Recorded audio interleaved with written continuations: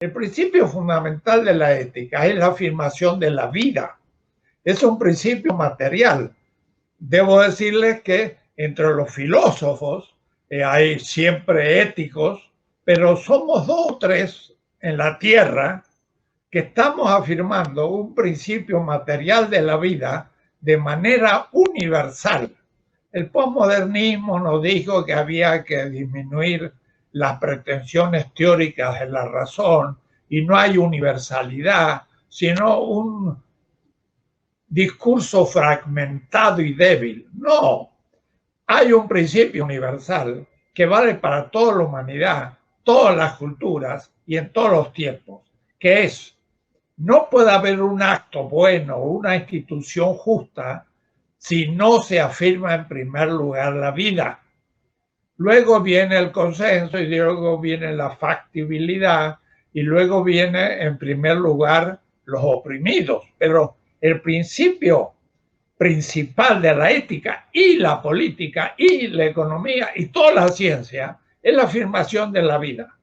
Y entonces esto pone en cuestión prácticamente a todas las ciencias, porque todas tienen ciertos principios parciales, pero no se dan cuenta que toda la civilización moderna, en su gran progreso y progreso tecnológico extraordinario, incluyendo a Newton y hasta a Einstein, que tenía algo de conciencia, pero tampoco del todo porque no podía tenerlo en su lugar, en su época, pensó en un progreso indefinido y en un uso de la tierra como si la tierra fuera infinita en recursos y en energía, de tal manera que podíamos explotar la naturaleza y esta reciclaría todas las barbaridades que hacemos, las basuras que tiramos, toda la agresión que hacemos al mundo vegetal, al mundo animal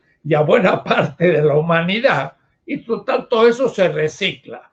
Pero de pronto se descubrió allá en el 72, cuando los Meadow publicaron el librito Límites del Crecimiento, 1972, justo estamos por cumplir 50 años de ese libro, mostró que la Tierra tiene recursos limitados y que ya hemos atacado a la Tierra a tal punto que ésta no puede reciclar los efectos negativos del capitalismo como está organizando, de la tecnología como se está desarrollando y de un Estado justamente liberal, neoliberal, privatizante, sino que la humanidad tenemos que tomarla en conjunto y ante una tierra limitada que tiene recursos no renovables, tenemos que cambiar todo el sistema, pero el capitalismo no es apto para ese tipo de cambio, porque el capitalismo tiene como racionalidad el aumento de la tasa de ganancia.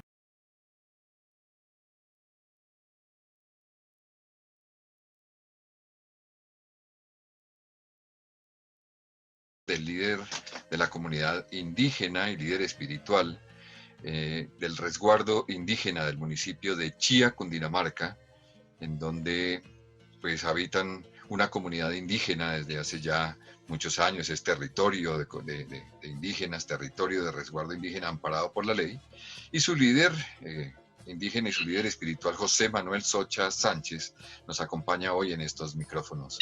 José Manuel, un abrazo inmenso, muchas gracias por estos minutos y bienvenido a estos micrófonos, me encanta saludarlo.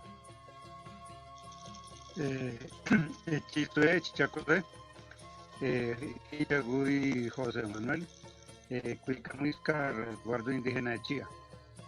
Buenas tardes para todos.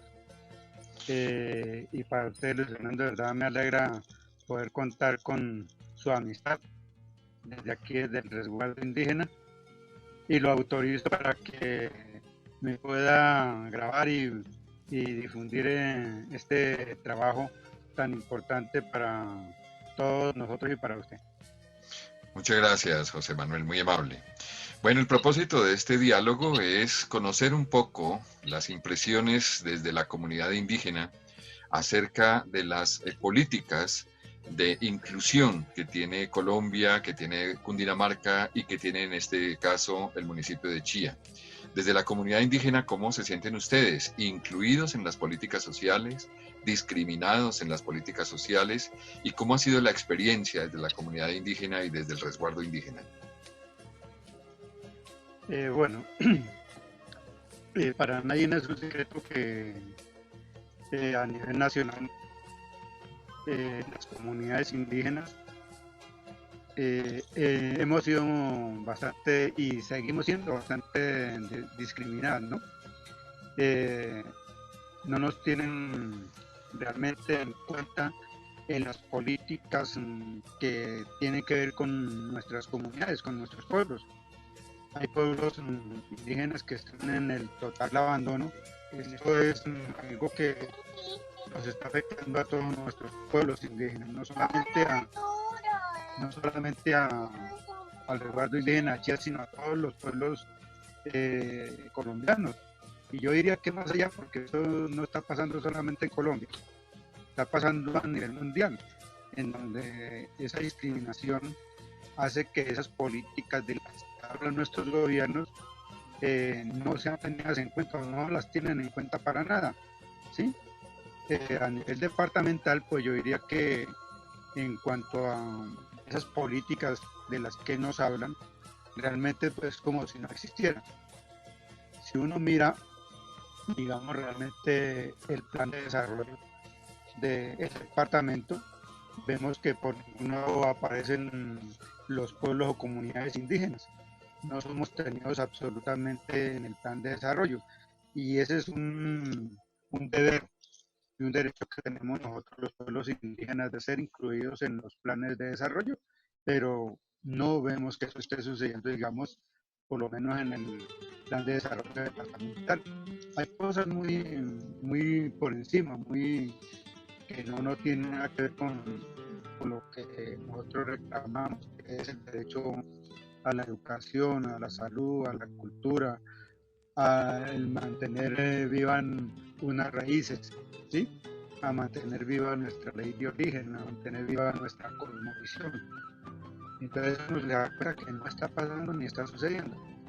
Y a nivel municipal, pues lamentablemente, y eso lo discutíamos aquí, desde hace aproximadamente unas 5 alcaldías, siempre hemos sido discriminados y como que relegados por las administraciones de turno.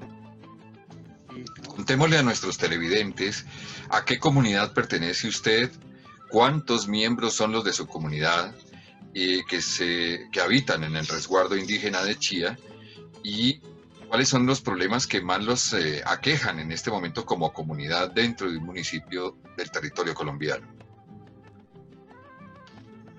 Bueno, nosotros aquí el resguardo indígena de Chía pertenecemos al pueblo Muisca. El pueblo Muisca es básicamente el dueño del territorio ancestral que es la sabana cundiboyacense. Esa sabana cundiboyacense hacía desde Fusagasugá y llega hasta límites con Venezuela, sobre todo el Piedemonte Llanero, un territorio bastante amplio. Nosotros somos raizales y herederos de este pueblo ancestral que es el pueblo Muisca. Entonces, nosotros pertenecemos a ese gran pueblo Muisca, que es un pueblo milenario. Esto no es que, como dicen, que nosotros aparecimos hoy, no. Este es un pueblo milenario. Se tienen datos de hace más o menos 12.000 años en el territorio. El pueblo Muisca asentado en el territorio de la sabana cundiboyacense, ¿cierto? Entonces, nosotros, yo le digo a la gente y nosotros lo vemos así, nosotros no hemos sido resguardo, ni tampoco hemos dejado ser, por una sencilla razón. Resguardo porque nosotros estamos dentro de nuestro territorio ancestral. Y cuando llegaron los invasores, nosotros estábamos aquí asentados, ¿sí? En la sabana cundiboyacense y los de Chía, pues en Chía. Y por eso llamamos Chía la ciudad de Luna. Entonces estamos aquí asentados desde hace más o menos 12.000 años. Nuestros abuelos, nuestros ancestros, nuestros antepasados son raizales de este terruño, de este sitio llamado Chía, o Chie, que realmente es Chie, sino que le cambiaron por Chía, ¿verdad? Correcto. Entonces, nosotros pertenecemos a ese pueblo y lo que yo le digo, no hemos sido ni dejamos de ser, porque el resguardo indígena fue constituido, nuestro resguardo fue constituido en 1594. 1594 y ratificado en 1603 por el rey cuarto. Bueno, hay una historia toda larga. Pero desde que cuando constituyeron el resguardo empezaba o nacía desde el río Bogotá. Era del río Bogotá hacia el Cerro Occidental y los límites con Cota con los límites de Cajicá o Canelón que llaman, ¿cierto? Y todo en línea recta, o sea que si nosotros miramos el municipio, nosotros tenemos los documentos del primer resguardo, el municipio está dentro de nuestro territorio. Nosotros no estamos dentro del municipio. De acuerdo, sí, y eso señor. Es lo que de pronto no se ve. Y aparte porque es nuestro territorio ancestral, ¿sí? Que está en el municipio, que está en esto, pero es nuestro territorio ancestral. Vamos a hablar de varios ámbitos. Hablemos desde el ámbito nacional. Existe una ley, está contemplado en la Constitución colombiana, sobre las etnias, la ley de etnias y de los grupos étnicos colombianos. El solo hecho de haberlos incluido o haber establecido unos grupos especiales como etnias, diferentes de todas las otras sociedades y comunidades, no existe allí ya un proceso de discriminación de por sí. Si la Constitución dice que todos somos libres y que todos somos iguales, ¿por qué crear grupos étnicos que ya me parece que es discriminatorio crear grupos especiales? ¿Cómo ven ustedes eso? Bueno, yo pienso que esa ley nacional, incluso esa ley nacional fue, digámoslo, como buscada por nuestros abuelos, ¿sí? A través de las diferentes luchas. Esa ley nace desde los pueblos indígenas. No es una ley nacional, sino que nace desde los pueblos indígenas y es aprobada por el gobierno nacional para que tengan en cuenta a los pueblos indígenas, ¿cierto? Eso es lo que se buscaba o se busca con estas leyes. Hay muchas leyes que son de los pueblos indígenas, que en algún momento el gobierno nacional los ha ido adoptando a través de las diferentes formas de manifestación de los pueblos indígenas, ¿cierto? De las luchas de los pueblos indígenas. Entonces, en las movilizaciones, en algunas tomas que se han hecho, entonces el gobierno, como que eso es obligado, se obliga a que adopte esas leyes para la protección de los pueblos indígenas, ¿no? Es decir, la ley tuvo una intención de tenerlos en cuenta en las decisiones, de protegerlos de alguna manera para que no se extinguiera esa cultura, pero terminó siendo discriminatoria porque pues ahora hay leyes para todo el mundo y hay leyes especiales para los grupos étnicos. Exacto, se convirtió en una ley discriminatoria porque entonces esas leyes las utilizan en contra nuestra, no a favor nuestro. ¿Sí? Esas leyes que han sido hechas por nuestros, porque fueron hechas y que incluso en este momento son hechas por nosotros para que sean tenidas en cuenta en los diferentes ámbitos nacionales. Entonces uno se da cuenta que se convierten en leyes discriminatorias. Muy interesante, José Manuel. Pero cuando usted dice que entonces no se quieren escuchar a los abuelos ni nada, quiere decir que las nuevas generaciones se están apartando de toda esa línea ancestral, de toda esa línea de cultura raizal de la comunidad indígena. ¿Y cómo será que la tecnología, las nuevas influencias, el estar en ámbitos escolares del mundo occidental, llamémoslo así, está influyendo demasiado en acabar con la cultura indígena, porque me parece más que es un tema de no fortalecer la identidad y dejarse avasallar por otras culturas como la tecnológica o la económica, digámoslo así. Sí, a ver, yo le digo una cosa. Los abuelos, de pronto algunos abuelos o algunas eh, cuestiones que nos dejaron anteriormente, eh, y nos han dicho, el ser humano, el ser humano se salió de su estado natural a un estado artificial. ¿Sí? El ser humano se salió de su estado natural a un estado artificial. Y nosotros los indígenas no somos la excepción. Por más que nosotros hablemos de cultura, por más que nosotros hablemos de todas estas cosas, también nos estamos saliendo de nuestro estado natural a un estado artificial, ¿cierto? Y por eso se dice, si el hombre no vuelve a su estado natural, tiende a desaparecer. Ya.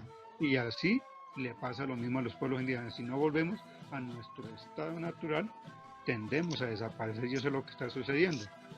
Y sí, la tecnología eh, ha permeado a nuestras comunidades, a la mayoría de nuestras comunidades indígenas. Imagínense si ha llegado esta tecnología, ha llegado al Amazonas, a lo profundo de la selva, a los sitios más remotos, a los pueblos más remotos que hay, a la sierra, ha llegado la tecnología. Imagínense nosotros que estamos aquí inmersos dentro de esa gran urbe llamada ciudad. ¿Sí? Pero también, José Manuel, podemos entender que la tecnología no es mala, es decir, es la utilización inadecuada de la tecnología la que lleva al desastre dependiendo de los principios, valores, identidad cultural de las comunidades. En el caso del resguardo indígena y de la comunidad indígena, ¿qué procesos de formación y de etnoeducación están desarrollando en las generaciones nuevas, en los niños, en los adolescentes? ¿Cómo los involucran ustedes dentro de la identidad cultural muisca y de la comunidad indígena? A ver, en este momento falta, yo lo digo con sinceridad, falta compromiso de parte de la administración del resguardo y de la administración municipal, porque nosotros hemos intentado crear programas enfocados en mantener, en motivar, en llevarle a la comunidad parte de ese saber ancestral que de pronto nosotros hemos adquirido un poco, ¿no? Resulta que en lugar de fortalecer los diferentes programas que se han tenido entre resguardo, entonces se han eh, debilitado o totalmente acabado, ¿sí? Pongamos uno dice lo de la danza. Sí. Aquí habían unos muchachos, teníamos un programa de danza con un grupo de muchachos y en este momento, hace 3 años aproximadamente dejó de funcionar. Entonces, no tenemos ese programa de danza. Teníamos la música, también dejó de funcionar. En este momento lo que está funcionando, digamos, en la parte espiritual. Entonces la gente, digamos, cuando se hacen las ceremonias, nuestros rituales, pues la gente, son muy poquitos los que asisten, no les interesa, ¿sí? Y entonces eso es preocupante. Es decir, Y que la otra, la discriminación y la autodiscriminación está generada en la pérdida de la identidad cultural, en la pérdida de valores ancestrales y de valores indígenas de la comunidad, porque si es así, pues hay que hacer es un trabajo hacia el interior de las comunidades indígenas y no un lobbying en el Congreso de la República para que se fortalezca el amparo de las comunidades indígenas. Hay que hacer es un trabajo hacia el interior de las comunidades indígenas por parte de ustedes mismos. exacto, allá es donde yo le digo que hay que hacer ese programa social para retomar y fortalecer lo que yo le estoy diciendo, ¿no? Porque uno ve que nos está haciendo falta urgentemente eso. La gente, le voy a decir, hay gente aquí del resguardo y de las comunidades. Y yo conozco arhuacos, no sé si él sepa de los arhuacos. Sí, Ahora, usted sabe que ellos usan su traje, son orgullosos de su traje. correcto. Y ahora hay algunos que yo he tenido la experiencia de hablar con ellos, entonces ya andan de civiles y les da pena con su traje. Eso ha pasado con nuestra comunidad porque ha sido tan discriminada que entonces en algún momento cuando sabían que eran del resguardo decían no es que esos indios, es que eso, ¿sí? Entonces la gente quedó tan marcada con eso que le da temor decir que pertenecen al resguardo indígena o que son Sí, indígenas, sí, ¿cierto? también es Entonces cierto. eso, y allá es donde tenemos que hacer un trabajo profundo para que la gente no se sienta discriminada, porque se siente discriminada, no, por el contrario, es un orgullo decir que uno es indígena y Correcto. pertenecer a un pueblo indígena. Pero hay mucha gente que todavía le da aquí en el resguardo y en los resguardos, sabemos que hay mucha gente que le da temor decir que pertenece a un resguardo o a una comunidad indígena. Claro, porque han sido víctimas de discriminación por su Claro, hemos atuendo y sido por su apariencia. en el año 99, en donde fui víctima de, de un profesor del SENA y de los compañeros. Cuando yo llegué, yo decía, es que yo soy indígena, yo pertenezco al resguardo. Y este señor empezó con su discriminación. Tanto que una vez, mucho hasta que ya no aguanté más y me le paré en la raya y no sé qué pasó con el hombre, pero terminó pidiéndome disculpas y Claro, delante de los compañeros. claro. Pero fue tanta la discriminación o eso que estaba en contra mía, que él pensaba que me iba a hacer renunciar del SENA, ¿sí? Y no, yo como has dicho, yo soy una persona que estoy hecha para muchas cosas y que nunca he dado el brazo a torcer. Yo lo conozco a usted, José Manuel, hace muchos años y siempre lo he admirado por su orgullo con el que lleva su traje indígena y con el cómo se presenta en todos los escenarios. Me parece una persona con mucho valor, con mucho carácter, con mucha fuerza, con mucha proyección. Pero también es cierto que hay que analizar la otra parte. Ese profesor del que usted habla, que lo discriminó de una manera tan agresiva en el SENA, ¿en dónde cree usted que está fundada su discriminación en ese profesor? ¿Por qué lo llevaría a tomar esa decisión de discriminarlo, de atacarlo, de agredirlo? Eh, por su cultura, su familia, ¿qué lo llevaría a discriminar? Yo pienso que por ignorancia, porque en algunos libros y en algunos apartes, bueno, dice, los muiscas existieron. Y no sé si Fernando se acuerda de la cartilla Coquito. Sí, Yo correcto. estudié, yo estudié con la cartilla Coquito. Y en esa cartilla Coquito decía, y los muiscas existieron.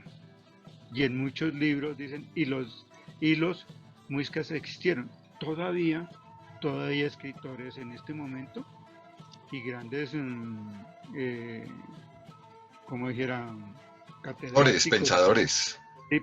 que dicen que los muiscas existieron y dicen que nosotros no existimos. El año pasado antepasado un debate en el Teatro Colón, que creo que donde un señor que estaba trabajando en el gobierno nacional hubo una cuestión frente a los indígenas donde él decía que los indígenas no existían. O sea, esa es la parte discriminatoria cuando estas personas nos niegan nuestros derechos a existir, ¿sí? Cuando dicen que no existimos. Bueno, José Yo, Manuel, y eso no nos lleva a pensar que hay que hacer unos programas más de difusión, de divulgación, foros abiertos, seminarios, congresos, una cantidad, un plan de comunicación y de difusión de la cultura muisca para que todas las nuevas generaciones y las anteriores pues se enteren de que los muiscas todavía existen, que se deben respetar, que se deben cuidar, que se deben ayudar en muchos aspectos. pues, eso, eso sí se está viendo desde muchos puntos, ¿no? y estamos tratando de aunar esfuerzos para fortalecer nuestras comunidades, nuestro pueblo.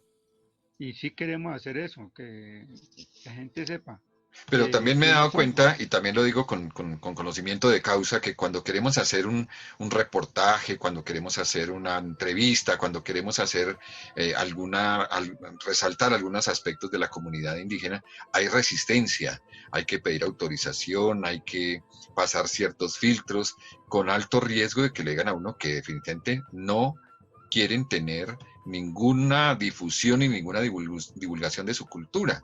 Porque sí, si bien es cierto que nosotros nos debemos a una ley de origen y nos debemos a un cabildo, a un gobierno propio, pero sentimos también que En eso debe también nos crecer. lleva a concluir varias cosas, José Manuel, y es que definitivamente la conclusión de nuestra charla es que hay una falta de liderazgo por parte de los gobernadores y falta de una serie de parámetros éticos dentro de los gobernadores de las comunidades indígenas para que no busquen su beneficio personal, sino que realmente busquen el beneficio comunitario.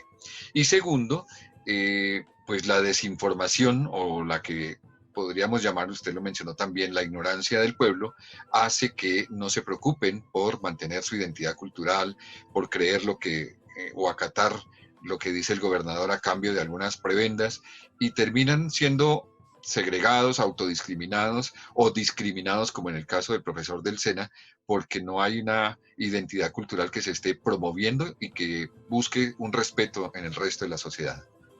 Hay que empezar desde, si nosotros queremos volver nuevamente a retomar nuestra cultura ancestral, tenemos que empezar por nuestros gobernantes, que sean personas que por lo menos entiendan un poco de la parte espiritual, de la parte ancestral, porque es que eso también se ha perdido dentro de nuestros resguardos. Resulta que llega cualquiera y sale electo, pero no tiene ni idea y nunca ha participado en las diferentes actividades que se hacen, digamos, en los templos, en las ceremonias, incluso en la misma comunidad. Y entonces, como llegan sin ninguna causa de conocimiento, pues no les interesa absolutamente nada. Y entonces llegan a gobernar como el mundo occidental, como si fuéramos una junta de acción comunal, ¿sí? Y entonces la parte espiritual no les interesa, la parte ancestral tampoco. Y entonces eso es preocupante. Yo sí siempre lo he dicho y se lo he dicho a los gobernadores de turno. A mí sí me preocupa eso, porque uno trata de hacer las cosas para que ustedes se fortalezcan, pero ustedes no las quieren tomar, ¿sí? Entonces las desechan y por el contrario lo que hacen es perseguirlo a uno, porque yo me he sentido perseguido por los mismos gobernadores y amenazado por los mismos gobernadores. Y entonces yo digo, bueno, pero yo sigo ahí. Pues José Manuel, estos micrófonos de Historias Mayores siempre están abiertos para usted y toda su comunidad. Me siento muy orgulloso de que usted me cuente dentro de sus amigos y me encanta tener un amigo de la comunidad indígena que nos enseña tantas cosas, nos ilustra tantas cosas y nos hace retomar muchas de nuestras raíces y de nuestros ancestros, que me parece maravilloso. De verdad que le agradezco a Luis Fernando de todo corazón, aquí de parte mía, de parte de mi familia, y de verdad puede ser que en algún momento pueda venir por aquí Claro que para sí. echarnos una mambiada, como decimos aquí. Muy bien, pues por allá estaré visitándolos, José Manuel, y como le dije anteriormente, los micrófonos de este programa de Historias Mayores estarán siempre abiertos para usted y para su comunidad, y cuente con nosotros en lo que requiera para hacer la difusión y divulgación de lo que usted quiere hacerle saber a todo el mundo, de que todavía existen los muiscas en saber, en su entender, en su cultura, en su ancestralidad y defendiendo su territorio. De verdad, muchas gracias, José Manuel. Les mando un abrazo fuerte a usted y a su familia y nos veremos en una próxima oportunidad.